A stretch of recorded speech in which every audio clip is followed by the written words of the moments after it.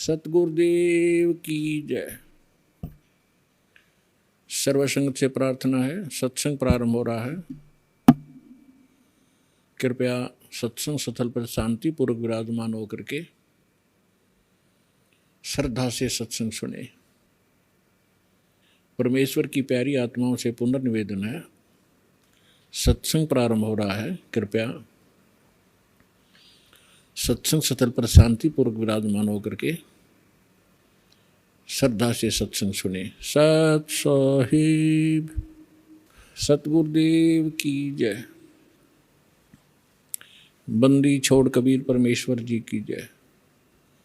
बंदी छोड़ गरीबदास जी महाराज जी की जय। स्वामी राम देवानंद जी गुरु महाराज जी की जय हो।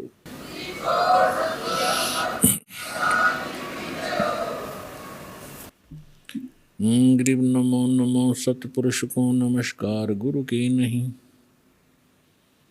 सुर नर मुनि जन साधु संतों सर्वस दी नहीं। सतगुरु साहेब संत सब दंडोतम प्रणाम। आगे पीछे मध्य हुए तिनको जहाँ कुर्बान। नराकार निर्विषम काल जाल वैभंजनम निर्लेपम निज निर्गुणम अकल अनुवेशंदुनम। सोहम सुरति समाप्तम सकल समान निर्तल। उज्ज्वल हिरंबर हरदमम बेपरवा अथाह वार पारनी मध्यतम। ग्रीव जो सुमर सिद्ध होई गणनायक गलताना। करो अनुग्रह सोई पारस पद परवाना। आदि गणेश मनाऊं गणनायक देवन देवा। चरण कमल लो लाऊं आद्यंत करूं सेवा। परम शक्ति संगीतम हृदय सिद्धिदाता सोई। अवगत गुण अतीतम सत्य पुरुष निर्मोही। जगदम्बा जगदीशम मंगल रूप मुरारी। तन मन अर्पों शीशम भक्ति मुक्ति भंडारी। सुर नर मुनि जन ध्यावे ब्रह्मा विष्णु महेशा। शेष सहस मुख गावे पूज्य आदि गणेशा। इंद्र कुबेर सरीखा वरुण धर्म राय ध्यावे। समरथ जीवन जी का मन इच्छा फल पावे। 33 कोटि अधारा ध्यावे शेष 88। उतरे बहुदल पारा कट है यम की फांसी। 33 कोटि अधारा ध्यावे शेष 88। उतरे बहुदल पारा कट है यम की फांसी। कर जोरूं विनती करूं डरूं चरण पर शीश। गुरु जी राम देवानंद जी महाराज ने दियो नाम बख्शीश। कोटि कोटि सिजदा करूं कोटि कोटि प्रणाम। चरण कमल में राखियो मैं बांधी जाम गुलाम। कुता हूँ गुरुदेव का रामपाल दास का नाम। गले प्रेम की जेवड़ी जाखें चोवा जाऊं। तो करो तो बावड़ू दूर दूर करो तो जाऊं। ज्यों राखो त्यों ही रहूं। जो देव सो खाऊं। परम पिता परमात्मा पूर्ण ब्रह्म सारी सृष्टि के रचनहार कबीर परमेश्वर कबीर देव जी की असीम रजा से आप सभी पुण्यात्माएं परमात्मा की महिमा सुनने के लिए उपस्थित हुए। जिस प्राणी के जिस जीव के पूर्व जन्म के शुभ संस्कार उदय होते हैं उनको मानव शरीर प्राप्त होता है। और मानव शरीर प्राप्त करके जो प्राणी सत्संग उपलब्ध करते हैं, जिनको सत्संग प्राप्त होता है, वो और भी ज़्यादा शुभ संस्कारी हंस होते हैं। परमात्मा कबीर परमेश्वर जी हमें याद दिलाते हैं,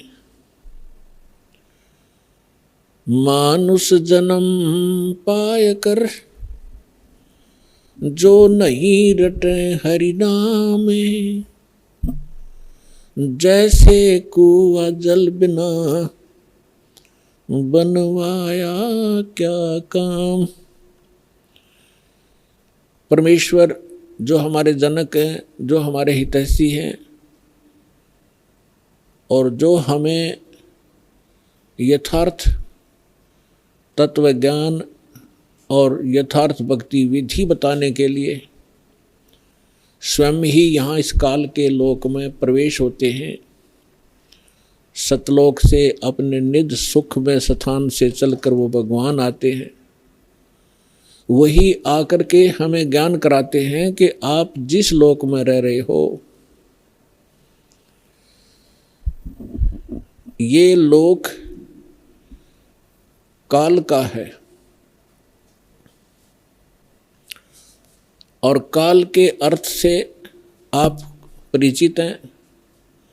श्रीमद् भगवत गीता अध्याय नंबर 11 के श्लोक नंबर 32 में गीता ज्ञानदाता श्री कृष्ण जी में प्रवेश करके ये काल बोल रहा है। ये कह रहा कि अर्जुन, मैं काल हूँ और सभी लोकों का नाश करने के लिए अब प्रवृत्त हुआ हूँ। अब श्री कृष्ण जी तो पहले ही अर्जुन के साथ थे, तो श्री कृष्ण ये नहीं कह सकते कि मैं काल हूँ और अभी सबको खाने के लिए अब प्रवृत्त हुआ हूँ, अब मैं प्रगट हुआ हूँ। ये काल कौन है, इसके विषय में रह रहकर सत्संग के माध्यम से बताया गया है और बताते रहेंगे। आज थोड़ा सा विषय दूसरा रहेगा। तो श्री कृष्ण जी के अंदर प्रवेश करके ये काल बोल रहा है। ये खुद कह रहा है कि मैं काल हूँ और सबका नाश करने के लिए प्रकट हुआ हूँ। तो इससे सहज समझ में आ सकता है, विचार किया जा सकता है कि जिसको हम भगवान मान रहे थे वो तो काल है। जिससे हम सुख की आशा करते थे उसके पास सुख नाम की वस्तु नहीं है। जैसे कोई अंगारों से, अग्नि से और शीतलता खोजने की चेष्टा करता है तो उसको ज्ञान नहीं है। किसी ने भ्रमित कर रखा है, उसको हाथ जला रहा है रह रहकर। ठीक इसी प्रकार अब तक जितने ऋषि, महर्षि, साधु, संत हुए हैं जो परमात्मा से परिचित नहीं हो पाए, जिनको भगवान मिले नहीं, उन्होंने इस काल को ही परमात्मा जानकर इससे सुख प्राप्ति के लिए हजारों वर्षों तक अपने शरीरों को गला दिया सुख की प्राप्ति में। अब प्रश्न यही उठता है कि जहां अंगारे बरस रहे हों और वहां पर शीतलता की आशा जो करता है तो वो अज्ञानी व्यक्ति होता है। तो अभी तक हम अज्ञानी थे इस काल के लोक में और हम सुख खोज रहे थे। तो परमेश्वर ने आके बताया कि जिसको आप सुख मानते हो, किसको सुख मानते हो? जो निर्धन है वो सोचता है कि धनवान सुखी। धनवान ये सोचता है कि राजा सुखी। धनी सोचता है कि मेरे सामने भी बहुत सी प्रॉब्लम आती हैं, समस्याएं आती रहती हैं। कहीं चोरी का डर है, कभी कोई टैक्स देना पड़ता है, कभी कुछ करना होता है, तो वो सोचता है कि राजा सुखी। परमात्मा कहते हैं राजा को स्वप्न में भी सुख नहीं होता। राजा लोग अंत में वो सोचते हैं कि स्वर्ग के देवता सुखी होंगे। स्वर्ग के देवता सोचते हैं कि इस इंद्र को सुख घना है क्योंकि वो देवताओं का राजा है। अब इंद्र की हिस्ट्री, कहानी आप पढ़ोगे पुराणों के अंदर, इंद्र जैसा दुखी प्राणी नहीं। इंद्र सोचता है कि ब्रह्मा, विष्णु, महेश सुखी होंगे, मुझे सुख नहीं, क्योंकि उसको पता होता है जितना निर्धारित समय उसका होता है उसको पूर्ण करने के उपरांत वो फिर 84 लाख योनियों में सबसे पहले गधे की योनि से प्रारंभ करता है अपने 84 लाख प्रकार के कष्टों में, जो प्राणियों के शरीरों में कष्ट उठाने होते। तो उसको रह रह कर वो बात याद रहती है कि इसके बाद मेरी ये हालत होगी, लेकिन उस झूठे सुख को वो छोड़ नहीं पाता, और छोड़ भी दे तो उसके पास विकल्प नहीं कि करूं क्या। ब्रह्मा विष्णु महेश सोचते हैं कि हम सुखी नहीं, क्योंकि उनका इतिहास देखिएगा। आप पुराणों को कभी पढ़ा हो, नहीं तो रिमाइंड करना कभी कभी। अब थोड़ा सा उदाहरण देंगे आपको। जैसे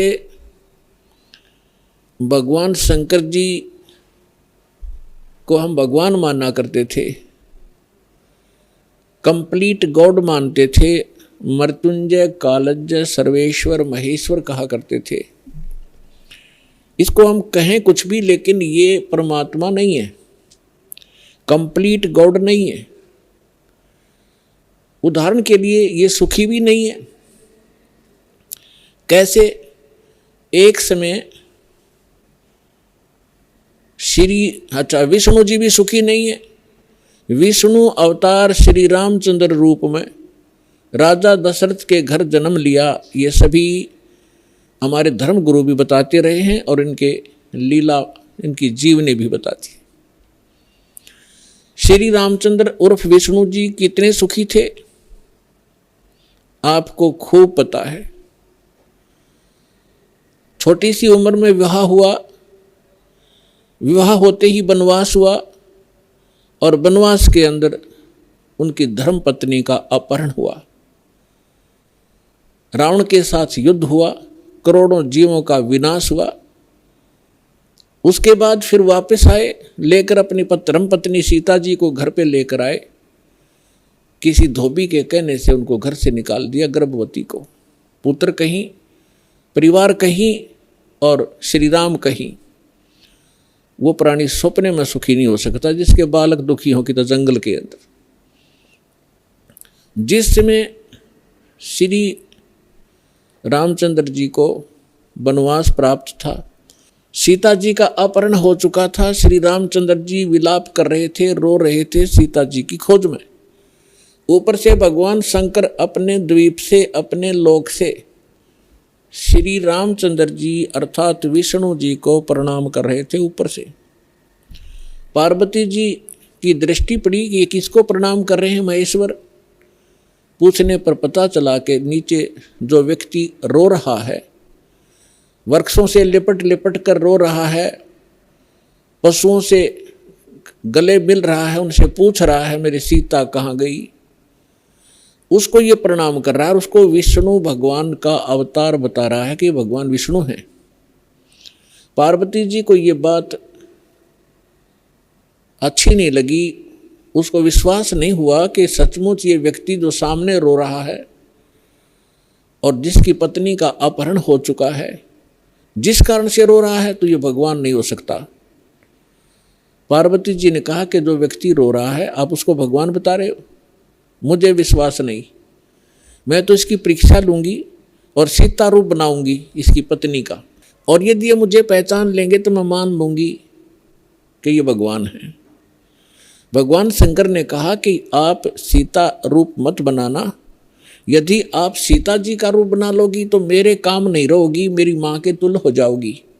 मैं आपको एज ए वाइफ स्वीकार नहीं करूँगा। फिर उस समय तो पार्वती जी ने कह दिया कि ठीक है, मैं नहीं परीक्षा लूँगी। भगवान शंकर चले गए इधर उधर सैर सपट्टे को। पीछे से पार्वती जी ने सीता रूप बनाया, श्री रामचंद्र जी के सामने खड़े हो गए।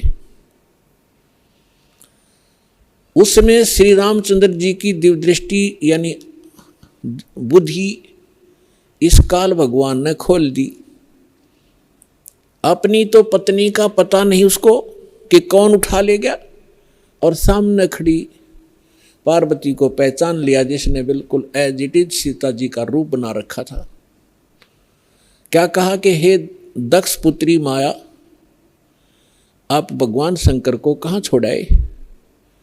इस बात को सुनकर पार्वती जी लज्जित हुई और कहा कि भगवान शंकर आपको ठीक ही प्रणाम कर रहे थे, मैं आपकी परीक्षार्थ सीता रूप बनाकर आई थी। ये कहकर वो चली गई। अब इस कथा से आपको बहुत से परिणाम निकलेंगे, रिजल्ट निकलेंगे, निष्कर्ष निकलेंगे। एक तो कंसेप्ट यही क्लियर करेंगे कि आपके मन में ये शंका उत्पन्न होगी कि श्री रामचंद्र जी ने पार्वती जी को तो पहचान लिया और अपनी पत्नी के विषय में उसको ज्ञान नहीं। ये कारण क्या है? जिसमें आपको ये कारण समझ में आवेगा तो आप समझो अध्यात्म मार्ग पर चल पड़े। इसका कारण है, जैसे गीता अध्याय नंबर 7 के श्लोक नंबर 4, 5 और 6 में ये गीता ज्ञानदाता कहता है कि अर्जुन, यहाँ जितने भी मेरे लोक में जितने भी प्राणी हैं, इनमें बलवानों का बल, बुद्धिमानों की बुद्धि मैं ही हूँ, यानी मेरे ही कंट्रोल में है। जब चाहे इनको ओपन कर दूं, जब चाहे इनको ऑफ कर दूं, जब चाहे मैं इनको ऑन कर देता हूं। उदाहरण के लिए, एक समय आपने महाभारत खूब सुना होगा, महाभारत का युद्ध भी सुना है खूब। महाभारत के युद्ध के दौरान अर्जुन ने अपने धनुष के माध्यम से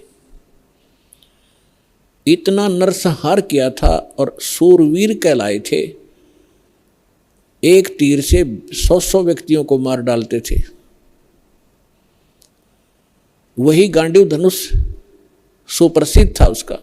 जिस समय श्री कृष्ण अर्थात विष्णु जी श्री कृष्ण रूप में देवकी के गर्भ में जन्मे थे, उसके बाद उन्होंने श्री कृष्ण रूप में जो का लीला की थी, जीवन व्यतीत किया था, अंत समय में उनकी मृत्यु एक शिकारी के विषाक्त तीर से हुई थी और पांडवों को उसने वहां बुलाया था। अंत समय में पांडवों से श्री कृष्ण जी ने कहा था कि आप इन सभी औरतों को जितनी द्वारका के अंदर है सबको अपने साथ ले जाओ।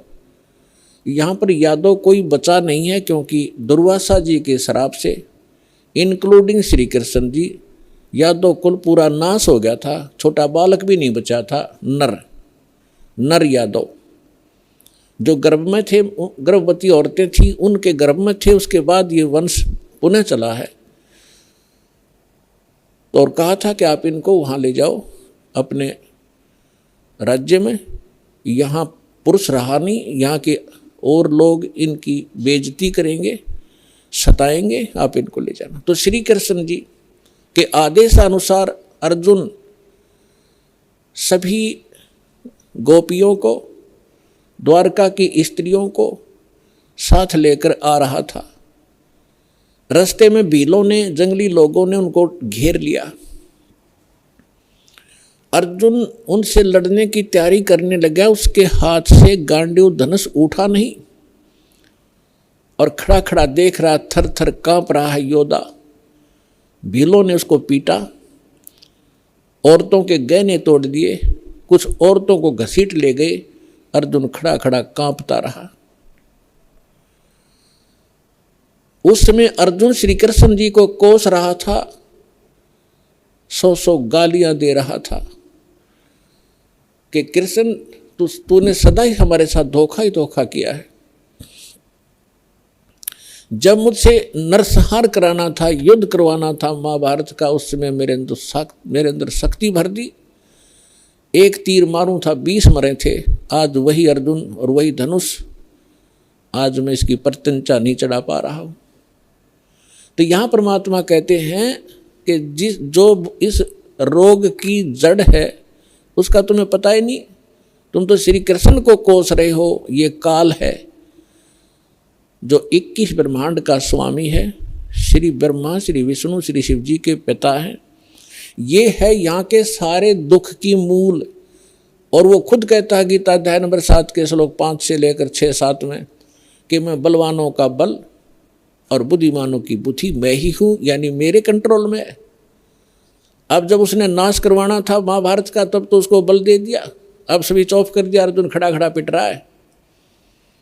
ठीक इसी प्रकार श्री रामचंद्र जी को कि वहाँ तो बुद्धि खोल दी कि ये सीता नहीं है, पार्वती है, अपनी पत्नी का पता नहीं, उसको उठा कौन ले गया, ऑफ कर दी फिर बुद्धि उसने। तो पुण्यात्माओं, ये काल एक भयंकर जाल है। जब तक आप इसको नहीं समझोगे ना भक्ति कर सकते, ना यहाँ से निकलने की चेष्टा कर सकते। इसलिए आपको रह रह कर यहाँ बुलाया जाता है, इस काल के जाल को विस्तार से समझाया जाता है ताकि आपको डर बने। आप कहाँ रह रहे हो, यहाँ क्या आशा लगाए बैठे हो, किसके लिए सारा दिन भटक रहे हो। एक कोठी बनाऊंगा, एक बंगला बनाऊंगा, कार लूँगा, लड़का बड़ा अफसर बन जाएगा, कल मृत्यु हो जाती है लड़के की या पिता की। आप देख रहे कितने दुर्घटनाएं होती हैं। पीछे केदारनाथ के अंदर हजारों की संख्या में सपरिवार मारे गए ऐसे लोक में, और आप सुख खोज रहे हो। परमात्मा आके हमें बताया करते थे, तो भगवान परमेश्वर ने आके हमें बताया कि इसका एक विकल्प है। वो स्थान न्यारा है, वो भगवान न्यारा है जो कभी दुख नहीं देता। आप अंगारों में और शीतलता खोज रहे हो, आप काल के लोक में सुख खोज रहे हो। अब प्रसंग पर आते हैं कि ब्रह्मा विष्णु महेश भी सुखी नहीं। अब उधर से जब भगवान शंकर को पता लगा कि काल के हाथ में बुद्धि, उसने बुद्धि ऑन कर दी शंकर भगवान की, दिव्य दृष्टि से देखा और अपनी पत्नी से पूछा कि तू क्या सीता रूप बनाकर गई थी तू? तो उसने मना कर दिया कि नहीं, मैं नहीं गई भगवान, मैं नहीं गई। कि झूठ बोलती है तू झूठ बोलती है। इस बात से वो झिझक गई और चुप हो जाना ही उसका स्वीकृति मानी गई कि सचमुच इसने गलती की है। तो भगवान शंकर ने पार्वती जी से अपनी पत्नी के रूप में उससे व्यवहार करना बंद कर दिया, बातें करना भी बंद कर दी। एक तरफ मौन साध कर बैठा रहते थे, बहुत ही कम बोलने लगे और कहने लगा कि मैंने आपको एक वफादार माना था, आपके ऊपर मैं वो विश्वास करता था कि मेरी धर्मपत्नी कभी मेरे को डिसीव नहीं करेगी, धोखा नहीं दे सकती। और जब आप मुझे धोखा दे सकते हो तो फिर बाकी संसार से मुझे क्या लिंक रहा, क्या विश्वास रहा। और साफ कह दिया कि तू मेरी माँ का रूप धारण कर चुकी है, मेरी पत्नी रूप में नहीं स्वीकार्य हो सकती। जैसे श्री ब्रह्मा जी सबसे बड़े, विष्णु जी सेकंड नंबर के, शंकर भगवान तीसरे नंबर के, तो बड़े भाई की पत्नी माँ के तुल्य मानी जाती है। तो उसने कहा भगवान शंकर ने कि आपने मेरे बड़े भाई की पत्नी विष्णु की पत्नी का रूप बना लिया सीता, इसलिए आप आज के बाद मेरी पत्नी नहीं माँ के तुल्य हो। अब वो समझ गई कि इन्होंने जो फैसला ले लिया अटल होता है। 10 दिन 20 दिन महीना 6 महीने वर्ष इंतजार की, लेकिन रिजल्ट निल रहा। भगवान शंकर ने उनसे कोई बात नहीं की, हमेशा क्षुब्ध रहते थे। तो पार्वती, अब माँ लड़की को क्या होता है, जब ससुराल के अंदर दुख होता है तो अपने पीहर को जाने की सोचती है, उसका तीसरा विकल्प नहीं होता। तो पार्वती ने सोचा कुछ दिन अपने घर चली जाती हूँ, इनका दिमाग ठीक हो जाएगा। ये सोचकर पार्वती अपने पिता दक्ष के घर पर आ गई। और राजा दक्ष ने उस समय एक यज्ञ कर रखा था, और एक नियम है ब्राह्मणों ने बना रखा था, ऋषियों ने, कि जब भी कोई यज्ञ करे तो अपनी सभी बेटियों को, संबंधियों को और उनके पतियों को, दामादों को आमंत्रित किया जाए और प्रतिदिन उनको आदर के साथ उनको प्रतिदिन दक्षिणा दी जाए, जैसे ब्राह्मणों को देते हैं। तो ऐसा नियम था कि जितनी भी राजा दक्ष की अन्य बेटियां थी वो सभी आमंत्रित थी, और उनके पति यानी दामाद भी आमंत्रित थे। सबके आसन उचित स्थान पर सबको बैठा रखा था। जितने समय तक यज्ञ का और सत्संग का प्रयोजन चलता था, 2-4 घंटे 10 घंटे, तो उस समय सभी अपने अपने आसन पर विराजमान रहते थे। और किसी भी कारण से कोई लड़की का पति नहीं आ सका तो उसका आसन लगाया जाता था, खाली छोड़ा जाता था, और सबको जो भी दक्षिणा दी जाती थी उसका भी उसके ऊपर भाग प्रतिदिन रखा जाता था आसन पर। तो ज्यों ही पार्वती जी उस अपने घर पे पहुंची, पता चला कि पिताजी ने यज्ञ कर रखा है और ये यज्ञ 2-3 दिन से चल रहा है। अब सारे यज्ञ मंडप में घूम के पिता के सामने पहुंची। पिताजी ने मुंह मोड़ लिया, क्योंकि पार्वती जी ने राजा दक्ष के मर्जी के विरुद्ध भगवान शंकर से विवाह किया था, जिस कारण से पिता अक्षुब्ध था। जब पिताजी ने ठीक से बात नहीं की, ये भी नहीं कहा कि आगी बेटी, तो पार्वती महादुखी हुई, अपनी माँ के पास घर पे पहुंची। बेटी माँ को ही उलाने दिया करती है, माँ के सामने अपना दुख रोया करती है। अपनी माँ के सामने जाकर कहा कि माँ, तुमने ऐसा भेदभाव हमारे साथ क्यों किया?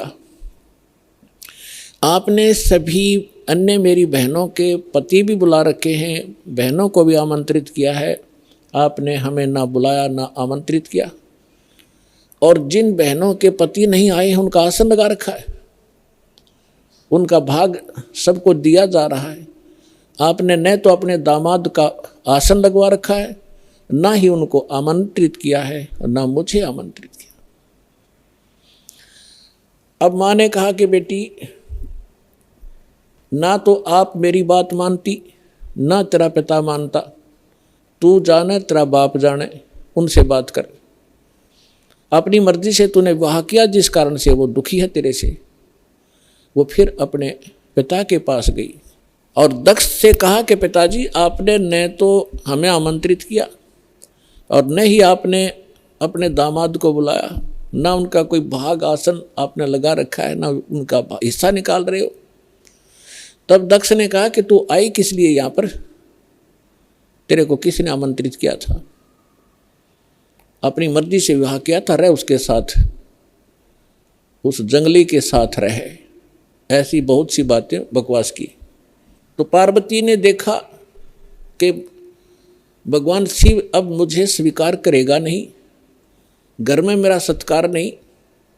तो उसी समय एक हवन कुंड बना रखा था, उसमें अच्छे गेर कर 1 क्विंटल लकड़ और गेरे थे, चारों तरफ से डाल रहे थे वह ब्राह्मण ऋषि। घी पूरा बकड़ बड़ा था, पूरी लो लकड़े थी उसमें। तो पार्वती जी यानी दक्ष की बेटी उस हवन कुंड में छलांग लगाएगी, आत्मदाह कर लिया। यज्ञ खंड हुआ, जल्दी से उस लड़की को निकाला गया। तब तक उसका मांस जल चुका था, मर चुकी थी, अस्थि शेष रह गई थी, हार्ड शेष थी। लंबी कथा है, हम जिस उद्देश्य से ये कथा सुना रहे हैं उसी को लेंगे। भगवान शंकर को पता चला, अपने सभी अनुचरों को साथ लेकर वहाँ पहुँचे। उससे पहले उन्होंने भैरव को भेजा, उसने आकर के वहाँ, बहुत सी लंबी कहानी है। भगवान विष्णु भी विद्वान थे उस यज्ञ में, भगवान ब्रह्मा जी भी विद्वान थे। जब उनको पता चला कि भगवान शंकर अपनी सेना के साथ आ रहे हैं, तो ब्रह्मा जी तो पहले भाग गए, विष्णु जी भागने लगे। तब शंकर दक्ष ने कहा कि भगवान, मैंने आपकी ही सुरक्षा में ये यज्ञ किया था, आप भी मुझे आपत्ति में छोड़ कर जा रहे हो। तो भगवान विष्णु फिर रुक गए थे, उन्होंने लड़ाई की। लड़ाई में फिर वो काफ़ी परास्त हुए, शतब्द हो गए, फिर भाग गए वह वहाँ से छोड़कर। ये पुराण में वर्णन है, शिव पुराण में। कहने का भाव ये है कि भगवान शिव ने आकर के राजा दक्ष की गर्दन काट दी। अन्य के कहने से फिर उनको दोबारा जीवित किया गया, जैसे कोई बकरा लाकर उसके मुख पर लगा दिए। प्राण की कथा आपने खूब सुन रखी। हम इस विषय पर आएंगे अपनात्मा जैसे यहाँ फिर एक शंका उत्पन्न हो जाएगी आपको कि भगवान शिव ने राजा दक्ष को जीवित कर दिया और बकरे की गर्दन लगा दी, तो भगवान शंकर में भी तो शक्ति है।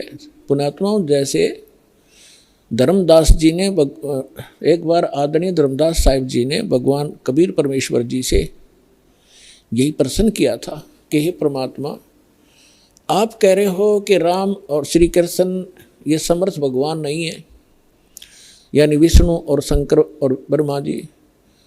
विष्णु जी के अवतार श्री कृष्ण जी आए हुए थे, उन्होंने राजा मोर ध्वज के घर पर एक लीला की थी जाकर, दो साधु रूप बना के, और राजा मोर ध्वज ने अपने पुत्र ताम्र ध्वज को आरे से चीर दिया था, भगवान श्री कृष्ण जी ने उसको जीवित कर दिया था। आप ये कह रहे हो कि ये सक्षम नहीं है, ये बात मेरे गला उतरती नहीं। तब परमात्मा ने उदाहरण दिया था कि पुत्र बात सुन, यहाँ तो मोर ध्वज के पुत्र ताम्र ध्वज को श्री कृष्ण जी ने जीवित कर दिया आरे से दो फाड़ कर होने के उपरांत, और उसका सगा भांजा सुभद्रा पुत्र अभिमन्यु महाभारत के युद्ध में मारा गया था, पांडवों का कुलनाश हो रहा था, हाहाकार मची थी, श्री कृष्ण रो रहा था, उसकी बहन रो रही थी, पांचों पांडव टक्कर मार रहे थे। उस समय अभिमन्यु को जीवित नहीं किया उसने। उस समय कहाँ गई थी उनकी वो सामर्थ्य? तब धर्मदास जी ने कहा था, भगवान इसका उत्तर भी आप ही दे सकते हो, हम तो बस इतने बच्चों जैसे प्रश्न है हमारे, बच्चों जैसी बुद्धि है हमारी, ये भी बात सही है आपकी कि वहाँ क्यों ना जीवित किया उसको। तो परमात्मा ने कहा कि ताम्र ध्वज लड़के की आयु शेष थी, और जिसकी आयु शेष है ये डॉक्टर एक टांग काट कर दूसरी जगह लगा देते हैं, यहाँ की खाल उतारी वहाँ जोड़ देते हैं, ये तो एक वैज्ञानिक कर देते हैं इस काम को। और जिनकी आयु नहीं रहती है डॉक्टर फेल हो जाते हैं, खुद डॉक्टर हार्ट अटैक का हार्ट का स्पेशलिस्ट डॉक्टर, और हार्ट की बीमारी से ग्रस्त, और हाथ में गोली टेबलेट खा भी नहीं पाया, 1 मिनट में सांस पूरा हो गया। तो भगवान से बड़ा ना कोई विज्ञान है, ना ये छोटे भगवान है। भगवान तो भगवान ही है, वो समर्थ है, सत्य पुरुष है। तब परमात्मा ने बताया कि ताम्र ध्वज की आयु शेष थी, अभिमन्यु की आयु इतनी ही थी, और ये भगवान इतना ही काम कर सकते हैं। आयु शेष थी तो उसकी राजा दक्ष को दूसरे गर्दन जोड़ दी, चल भाई, लेकिन ये सक्षम नहीं है।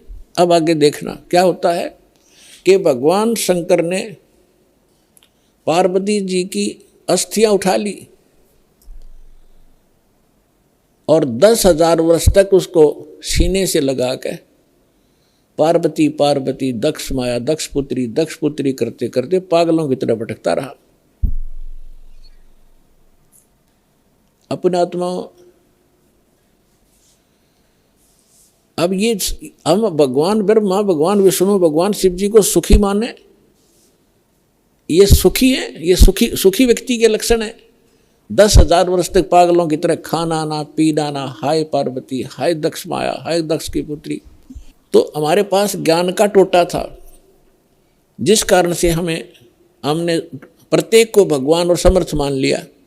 देखो ऐसा नहीं कह रहा दास, ना मेरे भगवान ने कहा कि ब्रह्मा विष्णु महेश बिल्कुल यूजलेस है, ये जितने सक्षम हैं, जितनी इनकी सामर्थ्य है उतना बताया है। जैसे एक स्टेट का, प्रांत का मंत्री होता है, और उस मंत्री को, प्रांत के मंत्री को कोई प्रधानमंत्री मान रहा है, तो वो भूल है उसकी। तो परमेश्वर ने और परमेश्वर से प्राप्त ज्ञान से इस दास ने ये इतनी भूल मिटाई है कि जिसको आप समर्थ शक्ति मान रहे थे, श्री ब्रह्मा, श्री विष्णु, श्री शिव जी, दुर्गा आदि को, ये समर्थ नहीं है। ये केवल 21 ब्रह्मांड के अंदर एक ब्रह्मांड, 21 ब्रह्मांड है इस काल के, इसमें 21 प्रांत समझ लो। एक प्रांत में ये एक विभाग के मंत्री हैं, रजोगुण विभाग के ब्रह्मा जी, सतोगुण विभाग के विष्णु जी, तमोगुण विभाग के शंकर जी, बस इतने मालिक हैं ये। और ये किसी के संस्कार को कम और अधिक नहीं कर सकते, वर्क डन ही देते हैं, अपना किया कर्म ही प्राप्त कराते हैं। समर्थ परमात्मा, परम अक्षर ब्रह्म, सत्य पुरुष कबीर साहिब जी, ये हमारे प्रारब्ध के अंदर यानी हमारी किस्मत में लिखी हुई हमारे पाप कर्मों का नाश करके और पाप कर्मों हमें सुखी कर देते हैं। हमारी मृत्यु होनी हो उसको टाल देते हैं। हमारा और भी कोई आपत्ति होनी है, कोई अक्षति होनी है, उसको भी वो जो पाप कर्म से होनी थी और पाप कर्म नाश हो गया, उस कर्म से ही तो हानि होनी थी, कर्म परमात्मा ने कैंसिल कर दिया तो सुख हुआ। तो ये केवल समर्थ परमात्मा ही कर सकते हैं। अब दास आज ये बता रहा था आपको कि परमात्मा ने हमें आकर के ये बताया है कि इस काल के लोक में और आप सुख खोज रहे हो। जिनको आप परमात्मा माना करते थे, थारे भगवान, आपके भगवान सुखी नहीं, कभी सपने में सुख नहीं हुआ उनको। भगवान श्री कृष्ण जी का जन्म हुआ, मामा दुश्मन बन गया, जेल में जन्म हुआ और मामा शत्रु पीछे पड़ा रहा। कभी जरा सिंह मारने आ रहा है, कभी शिशुपाल लठ उठा रहा है, कभी जरा सिंह, कभी काल्यवन आ गया। आखिर में भगवान ने यानी ये तीन लोग का जो इतना सामर्थ्य है इस मालिक ने अपने को राहत प्राप्त करने के लिए कि शायद कुछ सुख का सांस मुझे आ जावे, मथुरा छोड़ दी और द्वारका बनाई। बहुत दूर जाके जंगल होते थे पहले, बीच में बिल्कुल कट ऑफ हो जाता था, पता भी नहीं लगता था कहाँ चले गए लोग। द्वारका समुद्र के अंदर एक टापू में जाकर अपना जीवन निर्वाह किया। और अंत कैसा हुआ श्री कृष्ण जी का? अब भगवान सूक्ष्म वेद में बताते हैं, एक समय द्वारका के किनारे, द्वारका की बनी में, एक तो होता जंगल, एक होती है बनी यानी स्मॉल फॉरेस्ट, छोटा जंगल जो गांव के नगर के आसपास होता है, उसको बनी बोलते हैं। तो वहां बनी में जाकर दुर्वासा ऋषि बैठ गए और दुर्वासा ऋषि के विषय में बहुत प्रसिद्धि थी, उसका बड़ा बोलबाला था, वेल नोन हो रहे थे कि भूत भविष्य और वर्तमान के वे पूर्ण ज्ञाता है। और उस समय यादव 56 करोड़ हो गए थे संख्या में, 56 करोड़ द्वारका के अंदर रहने वाले। और भगवान श्री कृष्ण जी ने कुछ एक ऐसे शरारती तत्वों को मार डाला था जिस कारण से वो हीरो पाक गए थे। प्रत्येक के हृदय में ये हो गया था कि इनसे ताकतवर पृथ्वी पर कोई नहीं, जिस कारण से यादव अभिमानी हो गए थे। वो साधु संतों की जो सत्कार करना भी छोड़ गए थे, उनके साथ बदतमीजियां करना शुरू कर दिया था। इसी बहम में उनका वो टाइम आ गया नाश होने का। अहंकार पुण्यात्माओं कोय कर लियो, अंत में उसको बहुत भारी चोट लगेगी। जीव ही रहना चाहिए, जीव को अपनी औकात का पता लगा रहना चाहिए ताकि वो आधीन बनकर रहे। आधीनी के पास है पूर्ण ब्रह्म दयाल, मान बड़ाई मारियो बे अदबी सिरकाल। विभिक्षण का भाग बडेरा, दासातन आया तिस डेरा, दासातन आया विश्वे बीसा, अर्ता को लंक दे बख्शीसा। ये उदाहरण देकर समझा रहे परमात्मा के अधीन व्यक्ति के साथ भगवान होता है, और यहाँ के जो झूठे मूठे सुख हैं वो भी उस अधीन और भक्त को ही प्राप्त हुआ करते हैं। रावण ने कितनी भक्ति की, सिर भी काट कर चढ़ा दिए, लेकिन अभिमान नहीं गया। जिस लंका को वो रखना चाहता था उस लंका को उसे भी हाथ धोना पड़ा अंत में उस अहंकारी प्राणी ने, और एक अधीन बनकर भगवान की भक्ति करता था। परमात्मा आए हुए थे, मुनिंद्र नाम से आए थे त्रेता युग में, जब मंदोदरी और विभीषण परमात्मा के शिष्य हुए थे। और परमात्मा के ज्ञान से आधीनी आती है, आधीनी शिक्षा पर सभी भगत के गुण संपन्न होते हैं, और जिसके अंदर भगत के गुण है वह भगवान रहता है। जिस कारण से विभीषण को वो लंका भी प्राप्त करवाई दाता ने, और रावण उस लंका को रख नहीं सका। वो भक्ति भी करता था लेकिन अभिमान नहीं कहा।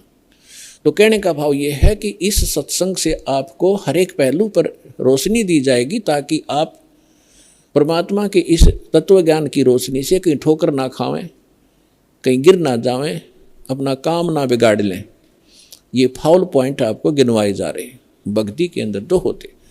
तो यहाँ परमात्मा कहते हैं कि आदिनी के पास है वो पूर्ण ब्रह्म दयाल, मान बड़ाई मारियो हो बेअदबी सिर काल। विभीषण का भाग बडेरा, के बड़भागी था विभीषण, के दासा तन आया तिसनेड़ा, कि उसके पास आधिनी आई।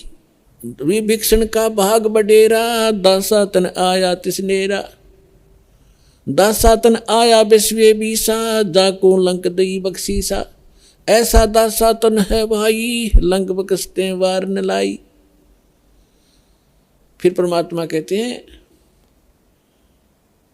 कि उस नम्र आत्मा विभीषण भगवान की सतभक्ति करता था, तो यह झूठा सुख भी अगर तुम्हें चाहिए तो भी इस तरीके से मिलेगा। अधीन रहो, जब तक रहो आपको सुख का सांस रहेगा और फिर मोक्ष प्राप्त हो जाएगी।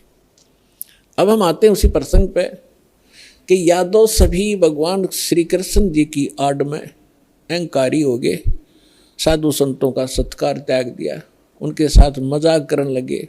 तुम क्या हो, तुम भटकते फिरते हो जंगल में, हैं अपना कोई धंधा करके क्यों नहीं खाते हो, इस तरह की भाषा बोलने लगे। उस समय दुर्वासा जी उस बनी में जाकर बैठ गए, द्वारका के बाहर थोड़ी सी दूरी पे।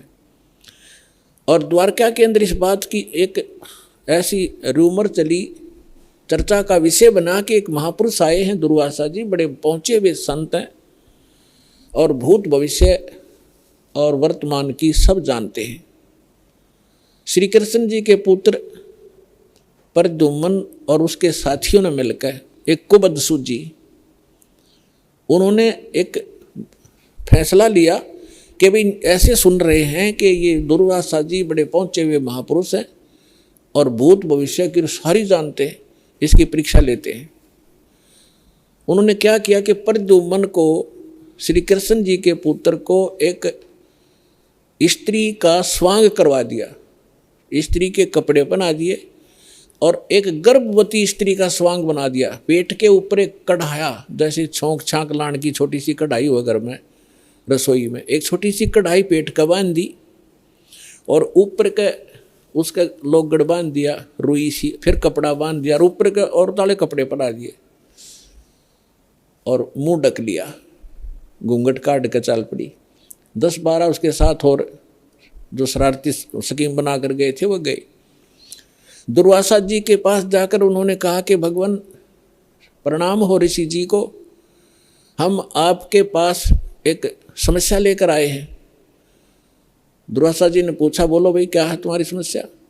कि ये व्यक्ति और ये इसकी पत्नी, इनके विवाह को 10-12 वर्ष हो गए थे ऋषि जी, अब भगवान ने दया बख्शी है या गर्भवती हुई है और ये उतावले हो रहे हैं। आपके बारे में सुना है कि आप भूत भविष्य और वर्तमान की सारी जानने वाले हो, तो ये आपसे ये पूछना चाहते हैं कि इसका लड़का होगा कि लड़की। अब दुर्वासा जी ने अपनी दूरबीन ला के देखा, देव दृष्टि, उसने वो समझ गया कि बकवास कर रहे हैं रामजादे। लाल आँख करके और ठाया चमटा ने बोला, यादव कुल का नाश होगा, इससे तुम्हारा नाश, सर्वनाश होगा यादव कुल का, भाग जाओ रामजादो, तुम क्या कर रहे हो? और ये तो भाग लिए बालक, आगे थारा नाश होगा इससे। अब वो बच्चे भाग आए गाँव में। बच्चा तक ये था, पोता लड़का हो रहा था निरुद्ध, उसका प्रद्युम्न गए। बाकी कुबद तक कभी भी ये जो बुरा कर्म होता है आदमी को किसी न किसी एज में दुख जरूर देगा। तो नगर में जब आए उन्होंने सबको बताया कि ऐसे ऐसे हम गए थे। दुर्वासा जी तो सचमुच जान गए, वो तो सचमुच जानकार है। उन्होंने बता दिया कि ये गर्भवती नहीं है और तुम्हारा नाश होगा, जिससे तुमने गर्भ बना रखा है इसका, इससे तुम्हारा नाश होगा। तो गांव के जो मुखिया और बुद्धिमान से व्यक्ति बुजुर्ग थे, उनको चिंता बनी कि बच्चों ने तो बकवाद कर दी और उसने श्राप दे दिया, सारे मरेंगे तुम। तो उनमें से कुछ कहने लगे कि हमारे सिर पर भगवान श्री कृष्ण बैठे हैं। वाह भाई वाह, ये भी कोई डर की बात है, चलो उसके सामने उनसे प्रार्थना करते हैं। अब श्री कृष्ण जी के पास गए श्री कृष्ण जी से जाकर अपना चिंता का विषय बताया कि भगवान ऐसे ऐसे बच्चों ने मजाक कर दिया और दुर्वासा जी ने श्राप दे दिया, और दुर्वासा जी का श्राप तो बिजायल कैसा है, ये तो वापस हो ही नहीं सकता। तब श्री कृष्ण जी से कहा कि आप ही हमारी रक्षा कर सकते हो, आप समर्थ हो, सर्वशक्तिमान हो, आप विष्णु अवतार हो, जैसे भी उनके गुणगान किए। श्री कृष्ण जी ने कहा कि भाई देखो, बच्चों को वहीं भेजो और दुर्वासा जी से माफ़ी मांगे, वो अक्षमा करेगा तो बात बनेगी। उन बच्चों को लेकर नगर के मुखिया व्यक्ति, मौजिद से जो बुद्धिमान व्यक्ति, बुजुर्ग से सारे साथ गए, हजारों की संख्या में। दुर्वासा जी के सामने उन बच्चों को कहा कि माफ़ी मांगो। उन्होंने प्रणाम किया, माफ़ी मांगना चाहा, अक्षमा याचना की, लेकिन दुर्वासा जी ने कहा कि जो मेरे मुख से वचन निकल गया वो वापस नहीं हो सकता। आप जाइए, अपने बच्चों को समझा के रखना चाहिए था, साधु संतों के साथ बकवास नहीं किया करते, आप जा सकते हैं। अब इसको वापस करना मेरे बस की बात नहीं है। फिर वापस आ गए, फिर श्री कृष्ण जी के पास के भगवान, उन्होंने तो मना कर दिया कि मैं अब कुछ नहीं कर सकता। अब श्री कृष्ण जी ने कहा कि देखो,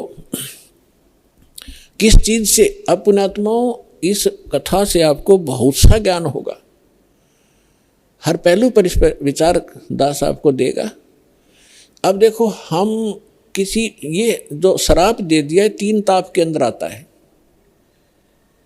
किसी को श्राप दे देना, किसी पर गाल देना, किसी का प्रेत आत्मा छोड़ देना, किसी का जंतर मंत्र कर देना, किसी के ऊपर काला जादू कर देना, ये 3 ताप के अंतर्गत आते हैं। और इन 3 तापों के दुख से पूरे यादोग्रस्त हो गए और श्री कृष्ण भगवान कल आवे। श्री कृष्ण जी उस ताप से मुक्त नहीं कर सका, उनका नाश हुआ लास्ट में। हालांकि समाधान भी बताया उन्होंने। अब और जितने इनके पुजारी हैं, राम कृष्ण ब्रह्मा और शंकर भगवान के जो संत हैं, उनके गुरु ने उन पदों पर बैठे हैं, वो भी समाधान बताते हैं। जब श्री कृष्ण जी के समाधान बताने से जो साधना क्रिया उसने बताई, उनके करने से कुछ लाभ नहीं हुआ, तो ये इनके जो पुजारियां के बताए हुए समाधान से आप क्या लाभ लोगे, इससे इतना निष्कर्ष निकलेगा। अब क्या हुआ कि श्री कृष्ण जी ने कहा कि देखो, चिंता मत करो, सीधा सा हल है इसका कि किस से हमारा नाश होगा, कि जो कढ़ाई बांधी थी पेट पे, लोहे की कढ़ाई, और जो कपड़े पहन रखे थे, वो लोगड़ रुई लगा रखी थी, इनको तो जला दो, कपड़ों को तो। रही बात कढ़ाई की, उस कढ़ाई को प्रभास क्षेत्र में चले जाओ, जमुना के किनारे सारे, और अपने ड्यूटी लगाओ 5-5, 10-10, 20-20 व्यक्तियों की डेली, कि उस कढ़ाई को पत्थर पर घिसा कर उसका चूरा बनाकर जमुना में फेंक दो। ना रहेगा बांस और ना बजेगी बांसुरी। सबने बड़ा अच्छा लगा कि भगवान श्री कृष्ण ने तो कमाल कर दिया, वाह भगवान, वाह भगवान, कि वो गुरु भी थे। श्री कृष्ण जी आध्यात्मिक गुरु भी थे पांडवों के और यादवों के। तो इस बात को सुनकर सभी ने खुशी मनाई कि ठीक है, ना रहेगा बांस ना बजेगी बांसुरी। लगा दिए 20-20, 50-50 व्यक्तियों की सेवा कि जाओ जहाँ भगवान ने बताया उस क्षेत्र में जाकर, प्रभास क्षेत्र में, और जमुना के किनारे पत्थरों पर घिसा कर चूरा बना दो। अब घिसाण से पहले दोनों कड़े थे, वो कड़े तोड़े पहले तो अलग अलग पकड़न के। अब उन कड़े घिसाण की ड्यूटी अलग दे दी 4-4, 5 की, कि तुम्हारी ये कभी कितने दिन में घिसाओ इनको। बाकी उन्हें घिसू के वो कड़ा चूरा बना दिया। एक के पास 2-4 को कड़ा मिला था, जिसने लास्ट में थोड़ा सा रह गया था, वो गोल गोल नौका चमक गया, तो उस चमकदार सा घिसाने से चारों तरफ से चमक गया वो। तो उसने सोचा, जो आलसी सा था, सब ने अपना काम कर दिया, मेरा भी घिसा नहीं, तो उसने सोचा इसे एक कड़े में के बिजली पड़ा, यूं कि उसने जंगल में उस जमुना में फेंक दिया वो कड़ा। बाकी शेष कढ़ाई घिसा दी थी, उसका चूरा बना दिया। अब वो किसी मछली ने खाद्य पदार्थ जानकर वो खा लिया। उस मछली को पकड़ लिया एक शिकारी ने, जिसका नाम बालिया नाम का एक दीमर था, जो मछियारा था। उसने पकड़कर मच्छी जब ले गया, वह काटी, मछली काटी तो उसमें से वो सफ़ेद धातु निकली, बहुत चमकीली। तो शिकारी ने सोचा कि ये हो ना हो कोई अच्छी फौलाद होगी या कोई चांदी ना हो। वो लेके गया सुनार के पास। सुनार कहने लगा भाई ये चांदी नहीं है, ये तो अच्छा फौलाद अच्छा है। वो लोहार के पास ले गया। लोहार ने कहा कि बहुत अच्छा इस्पात है और इसका क्या बनाऊं? तो शिकारी ने कहा कि मेरे इस तीर का आगे का एरो बना दे, मेरे सर के ऊपर डाल दे, इसने बना के विषाक्त बना देना। तो उसका तीर के जो बाण होता है तीर का, उस बाण के आगे एक गोल एरो होता है तीखा, ताकि वो पशु पक्षी के जाके सीधा लगे, मार दे उसको। तो वो विषाक्त बनवा लिया। उधर से कुछ दिनों के बाद उधर से जिन्होंने वो चूरा फेंका था जमुना में, उसका घास उग गया, जैसे डाब कुश, जैसे कुश होती है ना, कुशा की तरह, और जैसे ईख देखा हो, ईख जैसे पत्तों का, और तेज धार के पत्ते उसके। जैसे आपने, हमें मालूम है कि जैसे कई बार डाब होती है जिसको कुश बोलते हैं, कुशा, उसके इतने तीखे पत्ते होते हैं, उंगली का लपेटा आ जाए तो उंगली काट देता, वो आधे से ज़्यादा काट देता, आधी, इतने तेज पत्ते होते हैं। लेकिन वो तो दुर्वासा के श्राप से शापित था, वो एक ऐसा घास उग गया।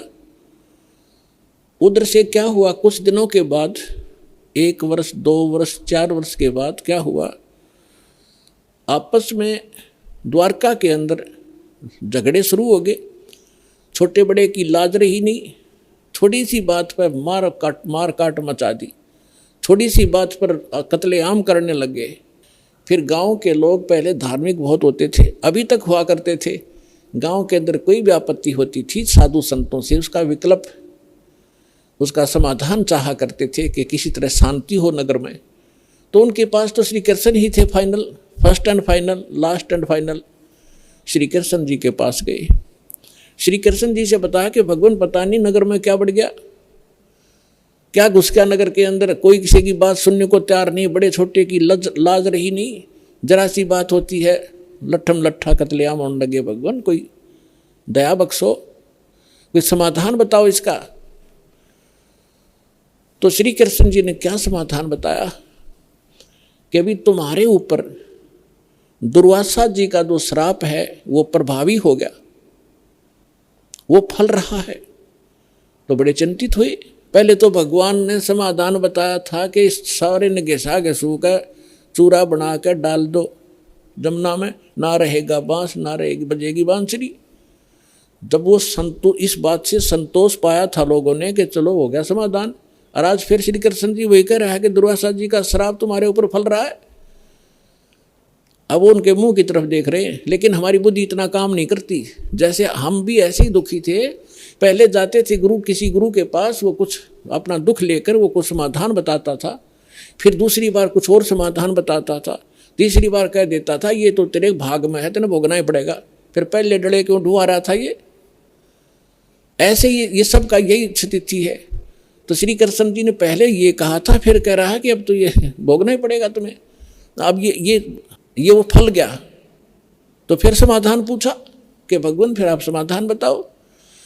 ऐसा करो, सभी जितने भी नर यादव हैं, पुरुष, मेल ओनली, चाहे नवजात शिशु भी क्यों ना हो, प्रभास क्षेत्र में जाओ जहाँ वो कड़ा घिसाया था और चूरा डाल रखा था, वह घास उग रहा इतना बड़ा बड़ा कि वहाँ जाकर सभी के सभी जमुना में स्नान करके आओ।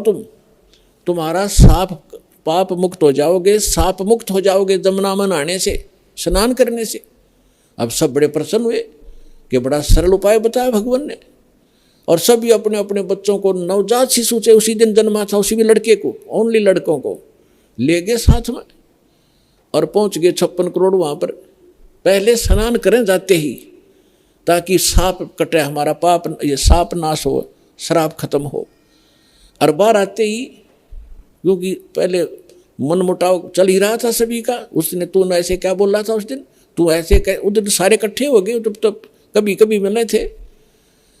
बाहर आते वो एक दूसरे को गाली गलोच, लट्ठम लट्ठा, और घास निकालें, घास पाड़ें और मारें। गर्दन में लग के आर पार हो जाए, तलवार का काम करने लग गया वो घास। और 56 करोड़ यादव कटका मर गए थे वहां सांप नाश करान, अपना नाश कर लिया वहां जाके। श्री कृष्ण जी के बताए समाधान अनुसार उनका सांप तक कटा नहीं, सांप तक नाश होया नहीं, यादव का नाश हो गया। अब यहां परमात्मा कहते हैं कि गरीबदास जी कहते हैं तुम कौन राम का जब तेजापम और ताते कटे ना ये तीनों तापम। समर्थ का शरणाग हो रंग होरी हो, भाई कदे न हो ए काज राम रंग होरी हो। कि समर्थ की शरण में आ जाओ, तुम्हारा कभी अकाज नहीं होंगे और ये तीनों ताप का नाश हो जाएगा। अब प्रसंग चल रहा है, उसी पर चलते हैं। अब 56 करोड़ यादव कटका मर गए, आपस में कत्लेआम कर दिया। विष्णु पुराण के अंदर लिखा है कि कुछ यादव बच गए थे। श्री कृष्ण जी फिर गए अपने वहां से, नगर से बाहर निकले। उसने उस घास को पाड़ा, उसमें यह लिखा कि वो मूसल बन गए, मूसल। उन मूसलों से शेष बचे हुए यादवों को खुद श्री कृष्ण जी ने मारा,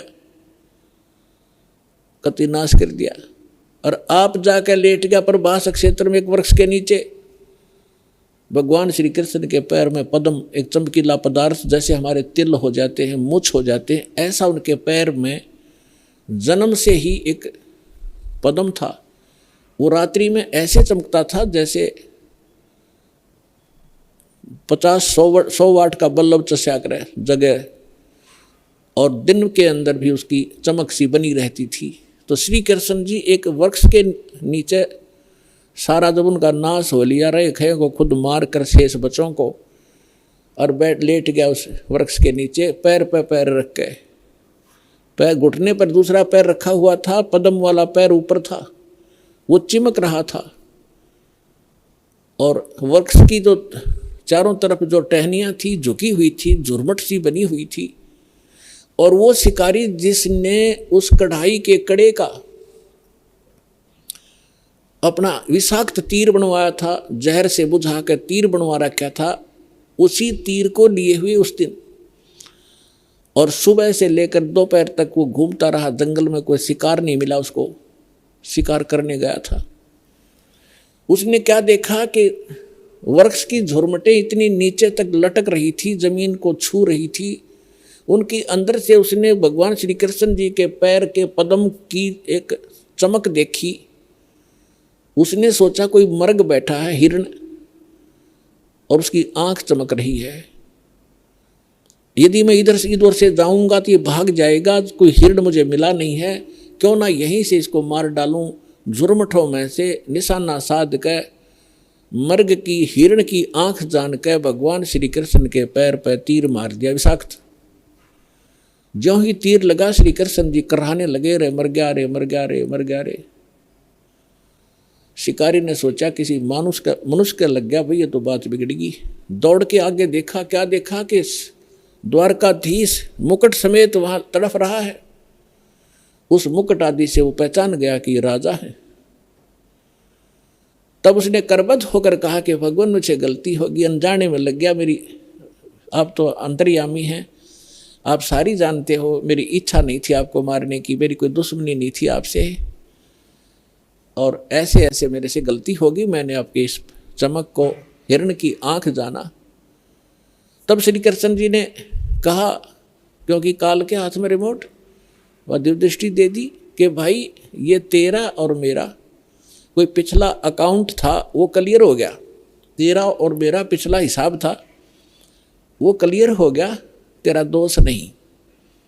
अब वो शिकारी कहने लगा, भगवान आपका और मेरा, आप राजा में रंक, आपका और मेरा क्या हिसाब हो सकता है। तब श्री कृष्ण ने कहा कि मैं श्री राम रूप में आया था राजा दशरथ के घर, और आप थे बाली सुग्रीव के भाई। उस समय मैंने आपको वृक्ष की आड़ लेकर धोखा देकर मारा था, और आपने जब कहा था कि आपने ये बदला देना पड़ेगा, आप युद्ध के नियम से फेल हो गए हो, तब मैंने कहा था कि तेरा बदला दूंगा।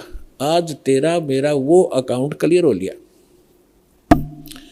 अब यहां परमात्मा कहते हैं बदला कहीं ना जात है इस तीन लोक के माही, सतगुरु मिले कबीर से फिर लेन देन कछु नाही। अब क्या बताते हैं कि तीन लोक के इन भगवानों ने भी अपना टिट फॉर टेट पूरा करना पड़ता है। तुम इनसे अपने संस्कार कटवाने की के लिए भक्ति कर रहे हो कि हमारा पाप कटे, हमें दुख दूर और सुख दे।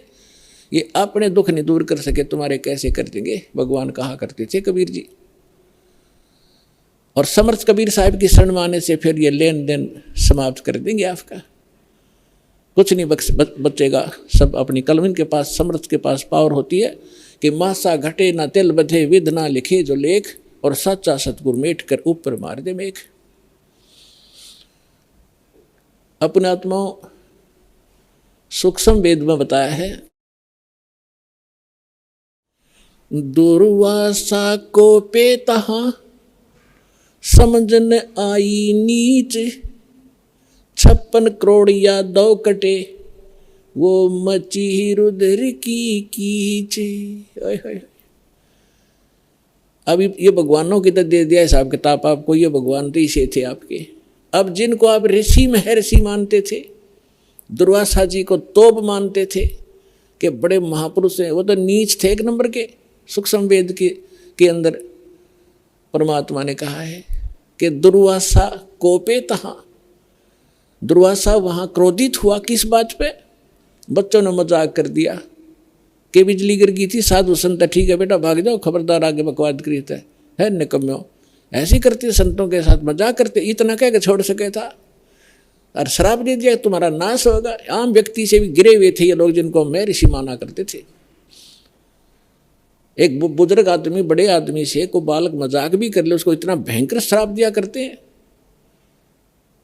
पुण्यात्माओं जैसे किसी के हाथ में बंदूक है, पिस्टल है, और कोई बालक मजाक कर दे और उसका वो गोली मार दे, वो तो एक ढेर आदमी होगा समर्थ, उसको पता है तो कितनी भयंकर वस्तु लिए रहा है, किसके ऊपर दाग रहा है।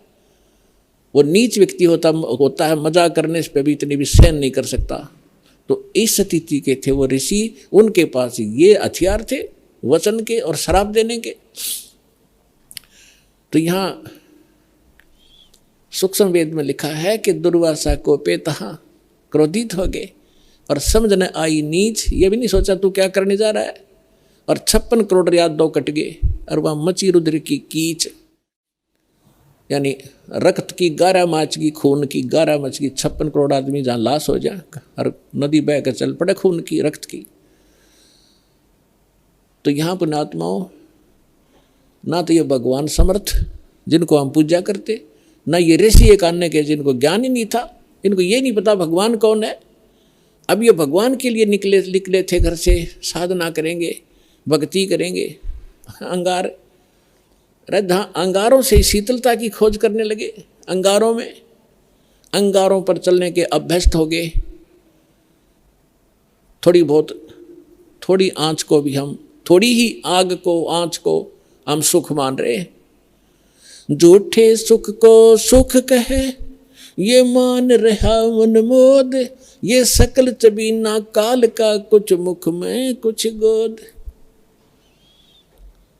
परमात्मा क्या कहते हैं, भाई तन दर सुखिया कोई न देखा, जो देखा सो दुखिया हो, उदय अस्त की बात करे मन, सबका किया विवेका हो, सबका किया विवेका हो। तन दर सुखिया कोई न देखा, जो देखा सो दुखिया हो, उदय अस्त की बात करे मन, सबका किया विवेका हो, सबका किया विवेका हो। भाई घाटे बाधे सब जग दुखिया, के गृहस्थी बैरागी हो, घाटे बाधे सब जग दुखिया, के गृहस्थी बैरागी हो। सुख देव ने दुख के डर से, गर्भ में माया त्यागी हो, गर्भ में माया त्यागी हो। तंदर सुखिया कोई न देखा, जो देखा सो दुखिया हो, उदय अस्त की बात करते हैं, मन सबका किया विवेक हो, सबका किया विवेक हो। भाई जंगम दुखिया योगी दुखिया, तपस्वी को दुख दूना हो। जंगम दुखिया योगी दुखिया, तपस्वी को दुख दूना हो। आशा तृष्णा सब में व्यापे, कोई महल न सुना हो, कोई महल न सुना हो। तन दर सुखिया कोई न देखा, जो देखा सो दुखिया हो। उदय अस्त की बात करते हैं, मन सबको किया विवेक हो, सबका किया विवेक हो। भाई साच कहूँ तो जग ना माने, पर झूठ कही ना जाई हो। साच कहूँ तो ये जग ना माने, पर झूठ कही ना जाई हो। ये ब्रह्मा विष्णु शिव जी दुखिया, जिन ये राह चलाई हो, जिन ये राह चलाई हो। तन दर सुखिया कोई न देखा, जो देखा सो दुखिया हो। उदय अस्त की बात करते हैं, मन सबका किया विवेक हो, सबका किया विवेक हो। भाई सूरपति दुखिया भूपति दुखिया, रंक दुखी बपरीती हो। सूरपति दुखिया भूपति दुखिया, रंक दुखी बपरीती हो। कहे कबीर और सब दुखिया, एक संत सुखी मन जीती हो, संत सुखी मन जीती हो। तन दर सुखिया कोई न देखा, जो देखा सो दुखिया हो। उदय अस्त की बात करते हैं, मन सबको किया विवेक हो, सबका किया विवेक हो। सूरपति दुखिया भूपति दुखिया, रंक दुखी बपरीती हो। सूरपति दुखिया भूपति दुखिया, रंक दुखी बपरीती हो। कहे कबीर और सब दुखिया, एक संत सुखी मन जीती हो, संत सुखी मन जीती हो। तन दर सुखिया कोई न देखा, जो देखा सो दुखिया हो। उदय अस्त की बात करते हैं, मन सबका किया विवेक हो, सबका किया विवेक हो। पुणात्माओं, सौभाग्य आपका और धन आपके माता पिता जिनसे जन्म हुआ। आपको वो अनमोल वचन सुनने को मिल रहे हैं जो इन ब्रह्मा विष्णु महेश को भी छींट भी नहीं लगी थी इस ज्ञान की, जो आपके ऊपर वर्षा कर दी भगवान ने। कभी सीडी के माध्यम से, कभी सत्संग के माध्यम से, कभी चिप के माध्यम से परमात्मा आपकी आत्मा पर वर्षा कर रहे हैं।